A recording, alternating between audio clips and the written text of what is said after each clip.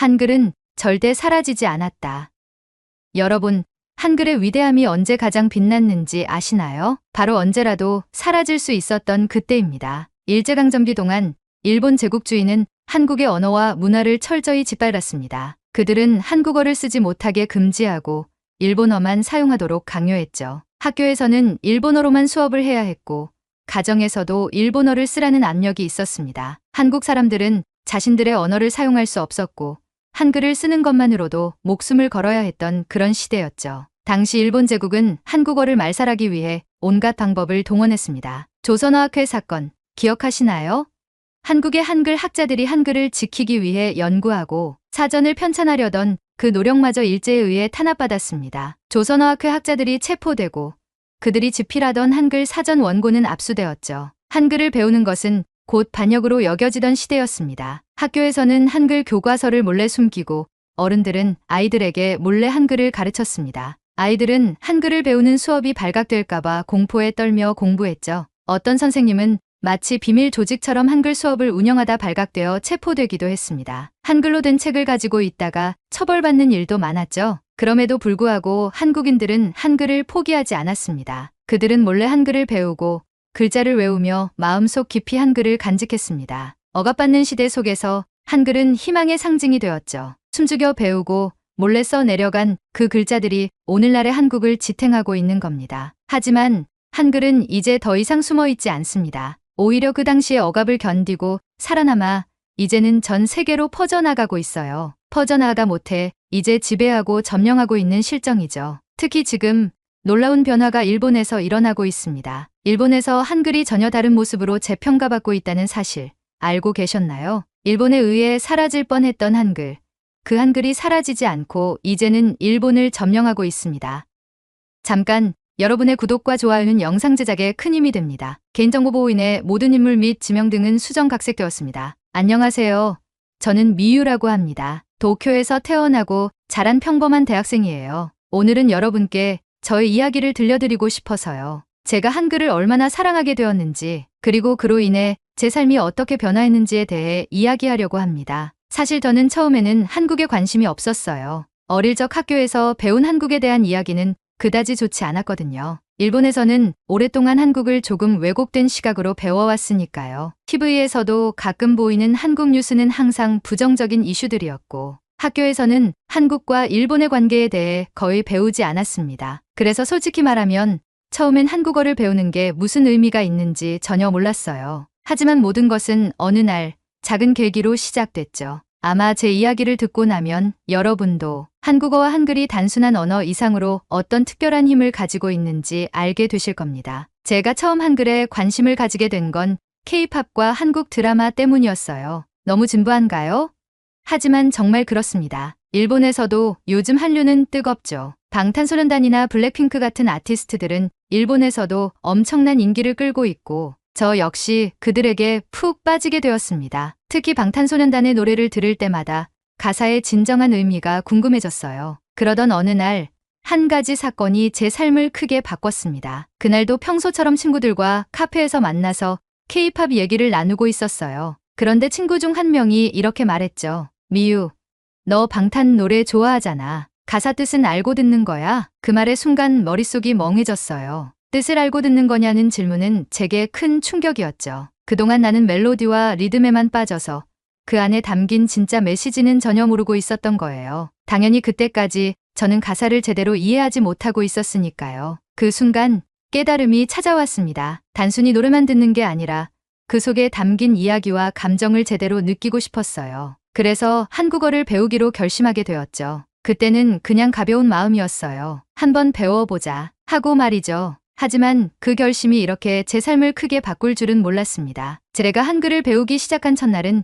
지금도 생생히 기억납니다. 사실 그때는 한글이 그렇게 대단한 문자인지 전혀 몰랐어요. 그냥 가벼운 마음으로 유튜브 강의를 찾아보며 일본어처럼 외우기만 하면 되겠지라고 생각했죠. 하지만 한글을 배우면서 저는 완전히 충격을 받았습니다. 처음 한글 자모음 강의를 보던 날 저는 정말 입을 다물지 못했어요. 이렇게 단순하고 체계적인 문자가 존재할 수 있다니. 한글은 자음과 모음이 조합되는 방식이 너무도 논리적이었어요. 일본어는 한자, 히라가나, 가타카나가 섞여 있어서 배우는데 시간이 많이 걸리는데 한글은 자음과 모음만 익히면 금방 단어를 읽고 쓸 수 있었거든요. 저는 그때부터 한글이 단순한 문자가 아니라 완벽한 시스템이라는 걸 느꼈습니다. 한글은 그저 복잡한 한자를 외워야 하는 일본어와는 달랐어요. 자음과 모음만 알면 모든 단어를 쉽게 만들 수 있었죠. 게다가 모양도 간결하고 아름다웠어요. 일본어는 쓰면 쓸수록 손이 아픈 복잡한 글자들이 많잖아요.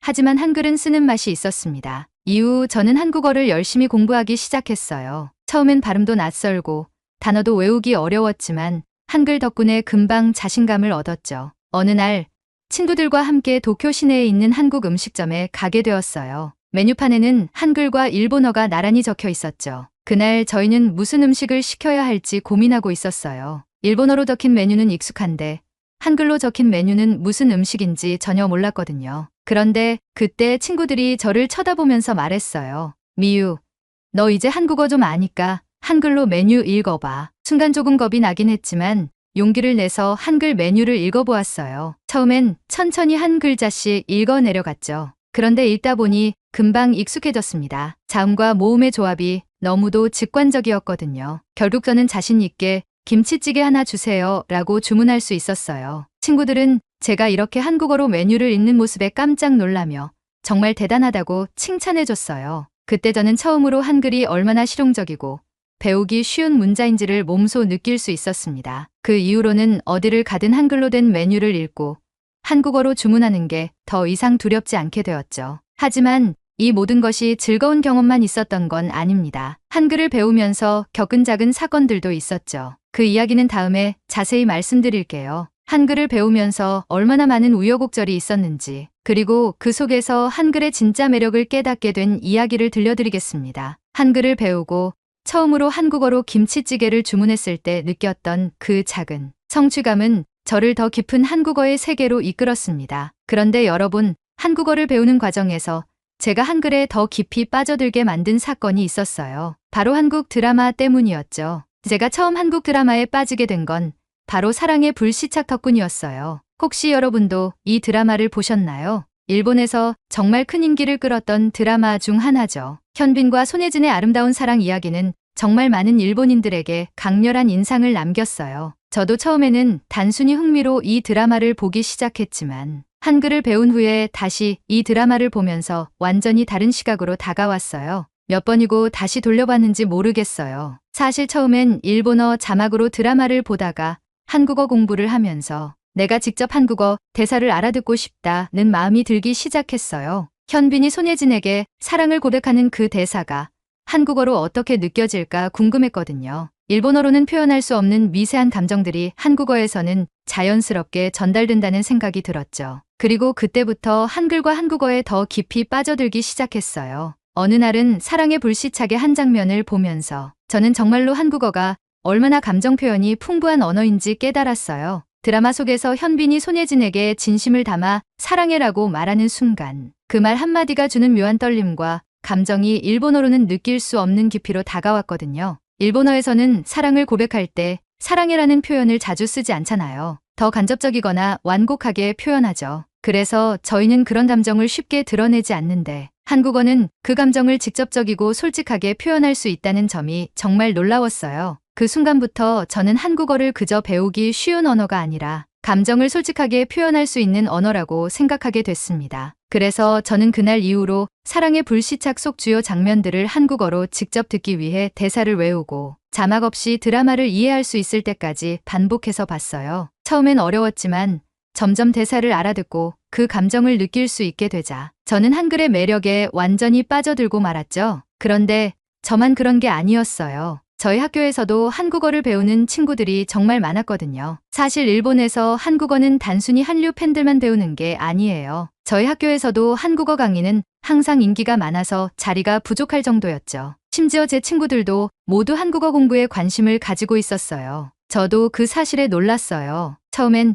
제가 그냥 K-팝과 드라마를 좋아하는 게 전부였는데 알고 보니 제 친구들도 비슷한 이유로 한국어를 배우고 있었던 거예요. 특히 사랑의 불시착이 방영된 이후로는 한국어 수업이 한 달 만에 전부 마감될 정도로 인기가 많았어요. 한 번은 제가 도서관에서 한국어 문법 책을 보면서 공부하고 있을 때였어요. 옆자리에 앉아있던 친구 아야가 저를 보며 말했죠. 미유, 너도 한국어 공부하니? 제가 대답했어요. 응. 나 사랑의 불시착 다시 볼 때 자막 없이 보려고 공부 중이야. 그러자 아야가 빙그레 웃으며 나도 현빈이 직접 사랑해라고 말할 때 그 감정을 한국어로 느끼고 싶어 라고 말하는 거예요. 그 말에 저는 정말 놀랐습니다. 저 혼자만 그렇게 느끼는 줄 알았는데 아야도 같은 이유로 한국어를 공부하고 있었던 거죠. 그때부터 저희는 함께 한국어를 공부하기 시작했어요. 드라마 속 대사를 외우고 서로 대화를 연습했죠. 처음엔 간단한 문장부터 시작했지만 시간이 지날수록 한국어로 대화하는 시간이 점점 늘어나게 되었어요. 그러면서 한국어의 매력에 더 빠져들게 되었죠. 그런데 정말 신기한 건 저희 학교만 그런 게 아니었다는 겁니다. 일본 전역에서 한국어를 배우는 사람들이 급격히 늘어나고 있다는 사실을 알게 되었어요. 제 친구들뿐만 아니라 거리에서 만난 사람들 중에도 한국어를 공부하는 사람이 정말 많았죠. 특히 유튜브나 SNS에서는 일본인들이 한국어를 공부하는 영상과 콘텐츠가 엄청나게 많았어요. 일본의 대형 서점에 가면 한국어 교재 코너는 항상 사람들로 붐비고 있었죠. 한 번은 서점에 갔을 때 한국어 교재가 전부 매진된 걸 보고 정말 놀랐습니다. 한국어와 한글에 대한 관심이 이렇게 많다는 걸 체감할 수 있었어요. 저희 학교에서도 한국어를 가르치는 선생님들이 늘어났고 매년 새로운 한국어 강의가 개설될 정도로 인기가 많았어요. 심지어 한국어 스피치 대회도 열릴 정도로 한국어를 잘하는 사람들이 많아졌어요. 그 대회에서 상을 받은 학생들은 한국으로 교환학생을 갈 기회를 얻기도 했죠. 그만큼 한국어는 단순한 취미를 넘어서 일본에서 문화와 학문의 중요한 분야로 자리 잡고 있었습니다. 저는 그때 깨달았어요. 한글과 한국어는 더 이상 일본에서 단순한 유행이 아니라 사람들이 서로의 문화를 이해하고 소통하는 중요한 도구가 되었다는 거요. 사실 한글을 배우면서 저는 한일 간의 문화적 차이를 더 많이 이해하게 되었습니다. 한국어를 배우기 전에는 한국에 대해 잘 몰랐고 가끔은 부정적인 이미지도 있었어요. 학교에서 가르친 한국에 대한 정보는 많이 부족했거든요. 그런데 한글을 배우고 한국 드라마와 음악을 접하면서 자연스럽게 한국의 문화를 더 깊이 이해하게 되었습니다. 특히 한국어를 배우면서 한국의 역사와 사람들의 생각을 더 많이 알게 되었어요. 한국어에는 한국 사람들의 정서가 담겨 있다는 걸 깨닫게 되었죠. 한글을 배우는 건 그저 새로운 언어를 익히는 것이 아니라 그 속에 담긴 철학과 감정을 함께 배우는 과정이었어요. 그리고 무엇보다 한글을 통해 한국과 일본이 서로 가까워지고 있다는 느낌을 받았어요. 한국어를 배우는 사람들이 많아지면서 문화적 이해도 깊어지고 소통의 창구가 더 많이 열렸다는 걸 실감하게 되었죠. 이렇게 저는 한글을 통해 한국어의 매력에 더욱 빠져들게 되었고 주변 사람들 역시 저와 함께 한국어를 배우며 그 매력을 느끼고 있었습니다. 한글은 단순히 배우기 쉬운 문자일 뿐만 아니라 감정을 풍부하게 표현할 수 있는 언어라는 것을 알게 되었죠. 그리고 일본에서도 한글과 한국어의 인기가 점점 더 높아지고 있다는 사실을 체감하면서 저 역시 이 흐름에 동참하고 있다는 것이 자랑스럽게 느껴졌습니다. 여러분, 이렇게 한글의 매력에 빠져 지내던 중 저는 한 가지 큰 오해를 겪게 되었습니다. 아무리 한국어를 배우고 한글에 익숙해졌다고 해도 외국인으로서 언어의 장벽은 피할 수 없더라고요. 이 사건은 제가 한국어를 더 깊이 이해하게 되는 계기가 되었지만 그 순간은 정말로 혼란과 좌절의 순간이었죠. 저는 한국어 공부를 꾸준히 하면서 학교에서도 한국어 시험을 준비하게 되었어요. 이 시험은 저에게 큰 도전이었어요. 특히 어휘와 문법이 어렵게 느껴졌죠. 드라마 속 간단한 대사나 일상 회화에서는 꽤 익숙해졌다고 느꼈지만 문법은 여전히 저에게 큰 벽처럼 느껴졌어요. 한글이 배우기 쉬운 문자라고는 하지만 한국어는 그 자체로도 복잡한 구조와 섬세한 표현이 많은 언어잖아요. 그래서 특히 시험을 준비할 때 새로운 단어와 복잡한 문장 구조 때문에 곤란했던 순간이 많았어요. 어느 날은 한국어 시험을 준비하면서 저는 문법책을 펴놓고 한참을 고민하고 있었어요. 그때 제 옆에서 친구 유키가 걱정스러운 얼굴로 저를 보며 물었죠. 미유, 너도 한국어 시험 때문에 힘들지 않아? 저는 고개를 끄덕이며 대답했어요. 응.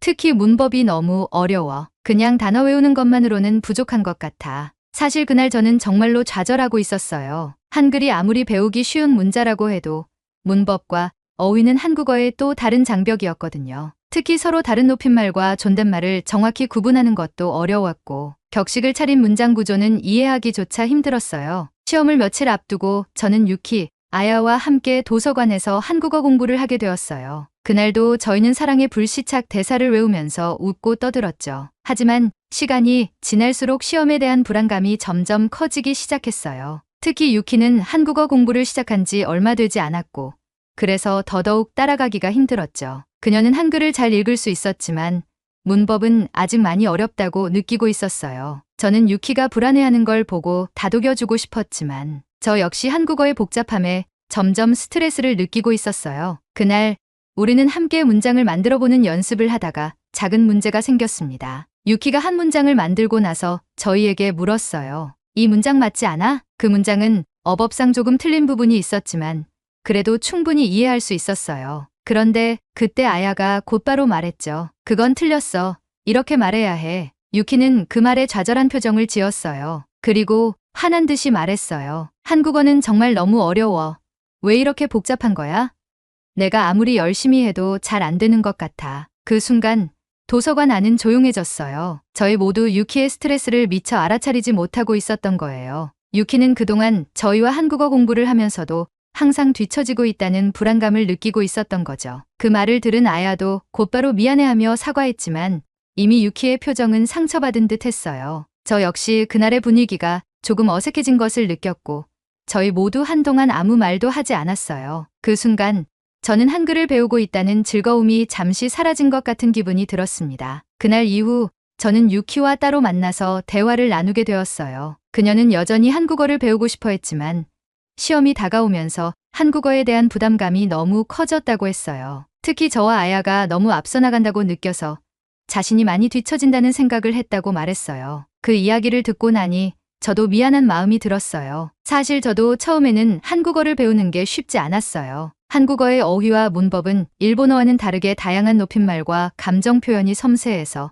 많이 어려웠거든요. 그래서 유키의 마음이 충분히 이해되었어요. 그 후로 저희는 유키에게 조금 더 배려하면서 함께 공부하기로 했습니다. 그때부터는 저희 모두 각자의 속도에 맞춰 공부하기로 했죠. 서로 실수를 해도 웃어넘기고 틀려도 괜찮다는 분위기 속에서 공부를 이어갔어요. 그 과정에서 저희는 한글의 진정한 힘을 다시 깨닫게 되었어요. 한글은 그저 배우기 쉬운 문제일 뿐만 아니라 서로의 감정을 소통하는 언어라는 걸요. 그리고 한국어는 그 안에 사람에 대한 존중과 배려가 담겨 있는 언어라는 걸 유키와의 갈등을 통해 더 깊이 느끼게 되었어요. 그 후로 저는 한국어를 공부하면서 더 천천히 그리고 깊이 배우기 시작했어요. 처음엔 그저 노래 가사를 이해하고 드라마 대사를 따라하기 위해 시작했던 공부였지만 이제는 그 안에 담긴 문화적 배경과 사람들의 생각까지 이해하고 싶어졌거든요. 그리고 무엇보다 한글은 그저 글자가 아니라 사람과 사람을 연결하는 도구라는 걸 깨달았어요. 저희는 그 후로 더 많은 시간을 함께 보내며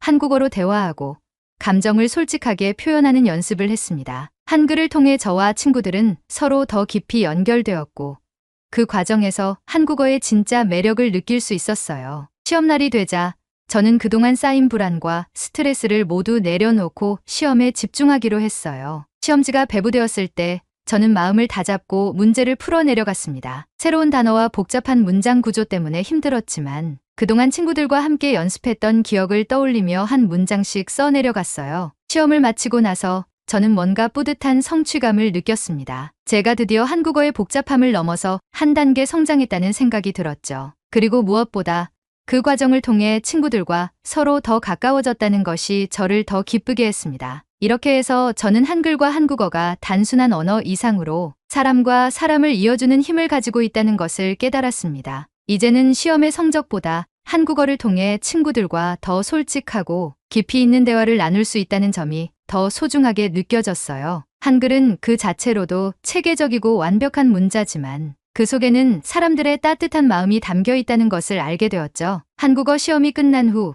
저는 그동안의 긴장이 풀리면서 한 가지 중요한 사실을 깨닫게 되었어요. 한글을 처음 배우기 시작했을 때는 그저 흥미와 호기심에서 출발했지만 이제는 한국어 자체가 저의 일상이 되었다는 거요. 그리고 무엇보다도 그 안에서 저 자신을 더 잘 표현할 수 있는 도구를 찾게 되었다는 걸 깨달았습니다. 며칠 후 시험 결과가 나왔습니다. 저는 조금 긴장된 마음으로 결과를 확인했죠. 성적은 생각했던 것보다 나쁘지 않았어요. 시험을 보면서 어려웠던 부분도 있었지만 그동안 공부한 노력들이 결실을 맺었다는 생각이 들었어요. 그런데 사실 성적이 어떻든 그 자체가 중요한 건 아니었어요. 제가 진짜 기뻤던 건 이제 한국어가 더 이상 단순한 외국어가 아니라 제 삶의 일부가 되었다는 사실이었어요. 한국어를 공부하면서 얻게 된 것은 점수나 성적이 아니라 한국어를 통해 사람들과 연결되고 제 자신을 더 잘 표현할 수 있는 능력이었습니다. 그리고 그 과정에서 저는 친구들과 더 깊은 유대를 느끼게 되었어요.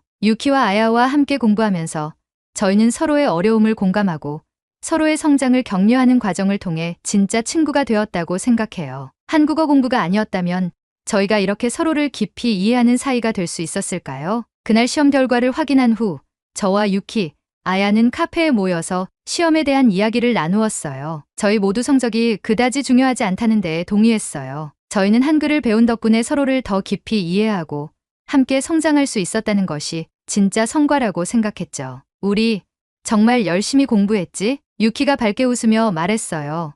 맞아. 그리고 우리가 함께라서 더 잘할 수 있었던 것 같아. 아야가 유키를 보며 고개를 끄덕였어요. 저도 그 말에 동의했죠. 저희는 그날 한국어 공부를 하면서 겪었던 재미있는 에피소드들을 떠올리며 한참을 웃었어요. 사랑의 불시착 대사를 따라 외우다가 틀린 문장을 만들어서 폭소했던 일.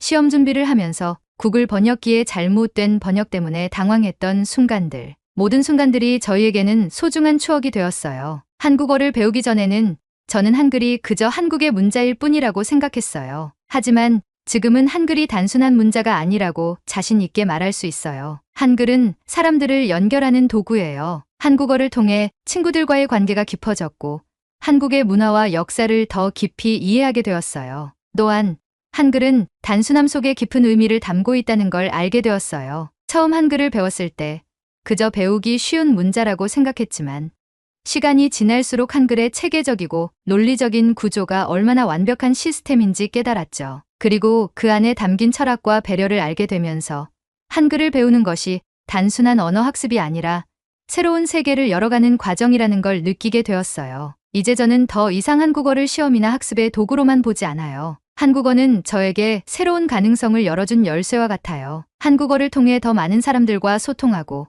한국 문화를 더 깊이 이해하게 되면서 앞으로의 삶에도 더 큰 변화가 생길 거라는 기대가 생겼어요. 사실 이번 여름 방학 때는 한국 여행을 계획하고 있어요. 이전에도 한국에 가본 적은 있지만 그때는 관광지 몇 곳만 둘러보고 돌아왔거든요. 이제는 한글과 한국어를 직접 사용해서 한국 사람들과 대화하고 깊이 있는 문화를 체험하고 싶어요. 그리고 이번 여행에서는 제가 그동안 배운 한국어 실력을 마음껏 발휘해 볼 계획입니다. 유키와 아야도 저와 함께 한국에 갈 준비를 하고 있어요. 저희 셋은 이번 여행을 통해 더 많은 추억을 만들고 한국어를 더 자연스럽게 사용할 수 있는 기회로 삼을 생각이에요. 현지 사람들과의 대화는 물론이고 현지 음식점에서 한국어로 메뉴를 주문하고 길을 물어보고 다양한 상황에서 직접 소통해 볼 생각을 하니 벌써부터 설레요. 저는 이번 여정을 통해 한국어가 저에게 열어준 새로운 문을 더욱 활짝 열고 싶어요. 그리고 이제는 한국어를 통해 더 많은 사람들과 소통하고